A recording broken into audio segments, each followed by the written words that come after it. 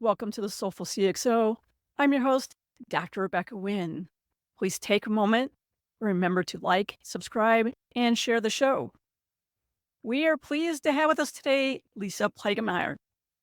Lisa is the Executive Director of the National Cybersecurity Alliance and an advisor on U.S. Secret Service Cyber Investigations Advisory Board.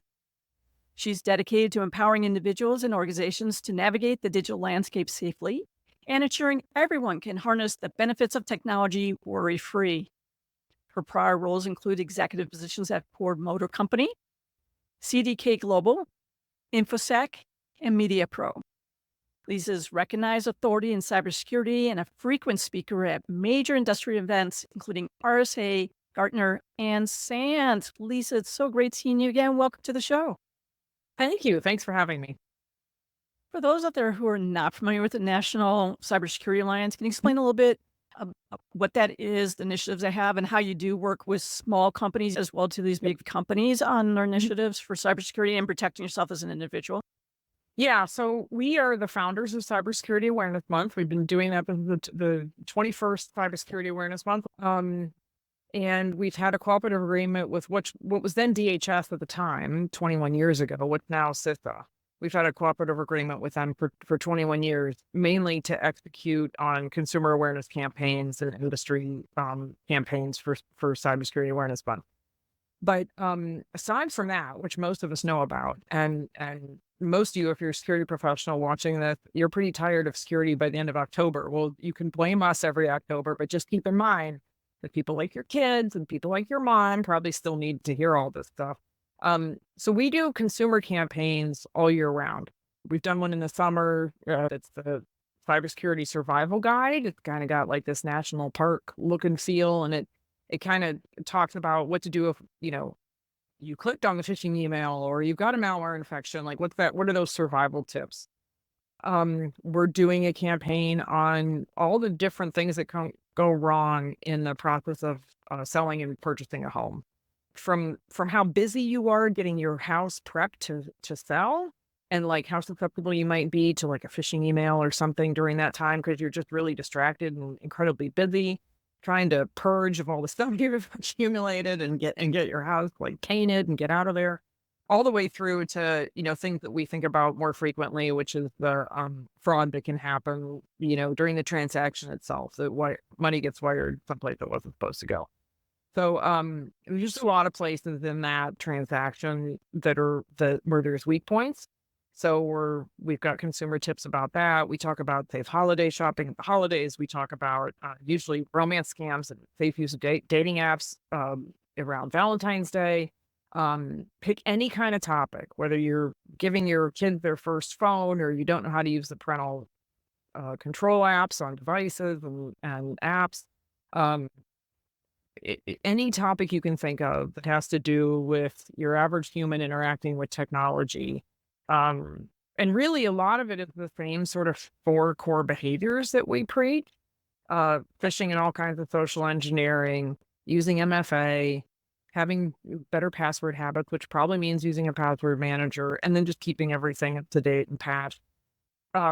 It's not so much about the advice being different for different demographics. It's about customizing the message for people from different walks of life and different age groups and employed, not employed, students, retirees, whatever it is. It's how you package that advice that makes it engaging for them. And then we have some industry events that we run as well that are for executives. A lot of CISOs. We have an event in the market site every year for Cybersecurity Awareness Month, and we have a lunch at RSA every year. Things like that. But our main focus is educating the people who need it most, like my mom and my kids. That's 2 examples. 20-somethings and 80-somethings. I feel like I spend a lot of my time keeping them out of trouble. A lot of it. And those resources are free. I'll make sure that we put that all in the Absolutely. descriptions for everybody. Right. And we have campaign kits. So if you don't have a dedicated training and awareness manager, or you do, but you only have one and you have a lot that person is trying to accomplish or what have you, or you don't have resources to do graphics and write copy, We have campaign kits. You can download the whole kit. You can customize it, do whatever. There's no trademark or copyright on anything. You can do whatever you want with all of it to make it fit your organization and push it out to your employees. So it just makes it a lot easier to run awareness campaign.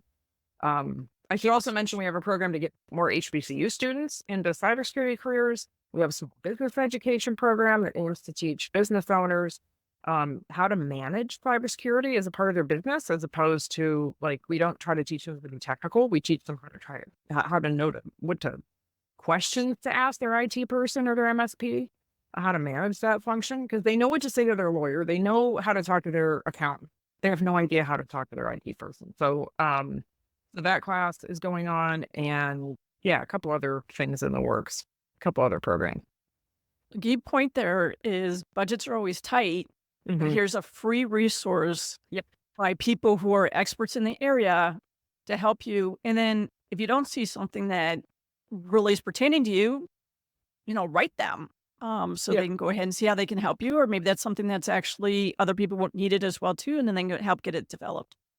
We look for input all the time. If there's something that you feel like would be really useful, like this year to the Cybersecurity Awareness Month Toolkit, we're going to add short how-to videos.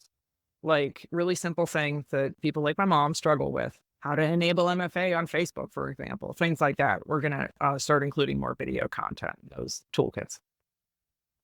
Why do you think after all these years, going ahead and falling for similar type of phishing things constantly? Obviously, we have voice and phishing, and we have AI coming into the picture, which makes it more challenging.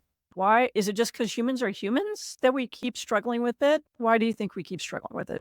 Yeah, I think technology isn't designed to be secure. I mean, I'm a big fan of the secure by design that CISO is pushing. When you think about things like the safety culture in the airline business, right? Like how that evolved over time. There's a guy named John Elliott who gives a really good presentation, probably recorded up there on the internet somewhere, about the evolution of the culture of safety in airline. And you can really see like how we're probably on a parallel path. Or Bob Lord has given a presentation on the auto industry and safety. I've done the same thing from a little bit of a different angle because I'm a kid from Detroit.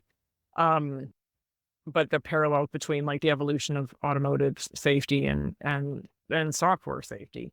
And I think we're still at the advent of figuring out like how to design things that are a little more foolproof than the way they're designed today.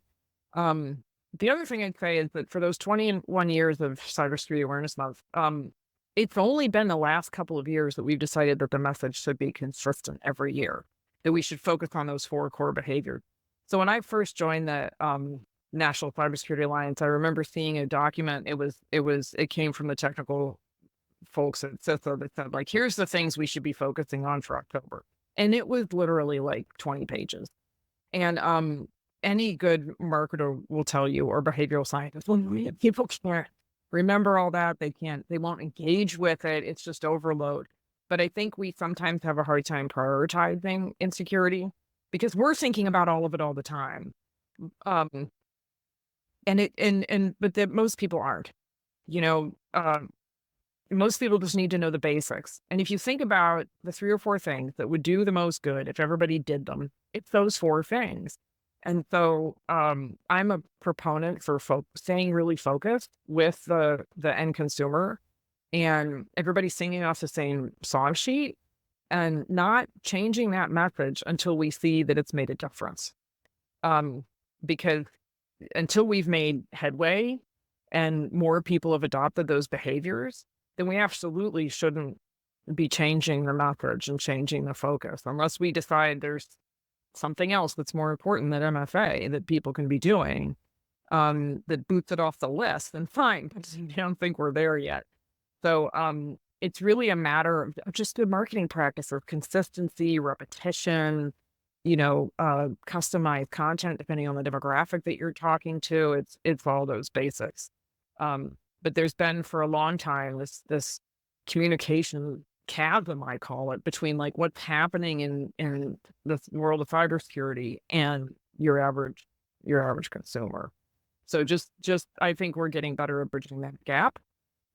We just have to stay the course. I partner quite a bit with risk management if they have Mhm. a risk management group. When we talked right there about were you paying cyber criminals or things like that, a lot of people, when they bring me in as an advisor, I immediately look at their contracts. I look at their cyber liability insurance if they have that, their private equity, for example, if they are funded, and what is those requirements. So Mhm. before you get to writing a policy, you need to make sure you understand what the requirements of the upstream is because one, you can find Mhm. yourself in legal hot water very quickly for that. Or you might find out that they had requirements to report and you didn't think Mhm. about it because you're downstream from them and causing a lot of Right. chaos. Is that what you And see too, where they don't think holistically? nobody asked security to review that contract before it got signed. Yeah. Ah. I remember being with this SSO once when he got a phone call to review, I think it was a sale of a subsidiary, and they gave him like less than 24 hours to review the deal. Because nobody thought to talk to security before they divested themselves of that part of the company. Yeah. I mean, that's unfortunate. Uh, it's a lot of that is relationships too. Making sure that you have allies around the organization and people know who you are and what you do and what business value you bring. That you're not the department of no, that you want to work with them, that you're there to protect the organization from, unintended things happening. And I think the business security officer model, the more organizations I talk to that have that model, I've worked in a company with that model, like I think that really helps a lot to be more embedded with the business and keep track of things like that, like contracts. I'm always one of those hybrids because I have a big legal background. And one of the examples I had is I came in after a merger and acquisition. I always tell people, let me review it before you do it. Mhm. Because things weren't adding up and I started looking at it and I found really their chief information security officer, all of the people that he had hired to do assessments of the company, he actually spun up LLCs underneath his own name. So Boy, he was signing himself off on every single thing. I think you have to have a decent insider threat program that means that somebody's watching the watchers. Because seeing things kind of go sideways as well. It's just important to have transparency, as much transparency as you can possibly have. And then, yeah, somebody's got to watch the watchers. I want to thank everybody for joining us. Please go ahead, if you haven't already, like, subscribe, and share the show. We mentioned several resources that we will get into the description, as well as Lisa's information. Lisa, thank you so much for sharing your wisdom. Learned a lot from you, and you're an inspiration to many of us out there. So keep up the great work. Thank you. Thank you. It was a pleasure.